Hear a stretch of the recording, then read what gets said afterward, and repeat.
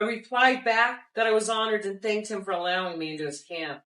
At this, the chief smiled and giggled, further cementing my initial assessment that this was a happy man.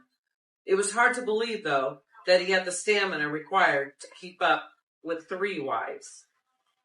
So time goes on, and I meet other people in the village and stuff. And the chief's wife invited me to her hut, where we were joined by a handful of young men and 2 more traditionally dressed warriors. In order to access the center room, we made our way single file through a tiny entranceway. The room was small and round and smoky due to a fire used for both heat and cooking. Above the fire was a small rectangular window, providing the only ventilation. Before long, the young men were singing, with her lending her vocal accompaniment. I was moved. How could I be sitting in a hut in Kenya, being serenaded by this unexpected choir? Even more surprisingly, I was asked to join the singing and was instructed in a unique form of humming that is a cultural hallmark of the Maasai. My hands itched to break out my camera to take video, but I was unwilling to do anything that might spoil the moment. Instead, I chose to savor every sacred note, every inhalation, every vibration against my eardrums and in my own throat. I chose to be completely present in that space. After 3 songs, we filed back out of the hut. Samuel solemnly removed a beautiful beaded necklace from the chief's wife and placed it around my own neck.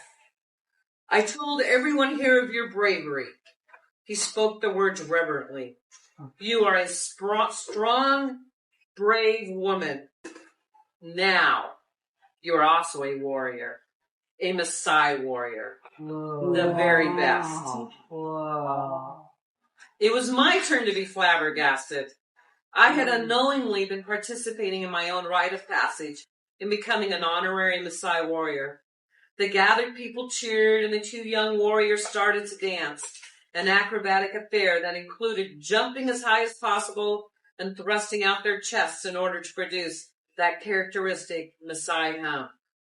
Samuel pinned his own shuka around me, and I was invited to join the celebration. The celebration held in my honor. I could scarcely believe what had just taken place. I had experienced so much in the last several months, but this was far above and beyond anything I would have or even could have thought to hope for. This was a gift and the perfect send-off for the last leg of my quest. To this day, when my courage wavers, when I feel afraid or inferior, and one time while standing on a chair because there was a mouse in my house, I remind myself that I am a warrior.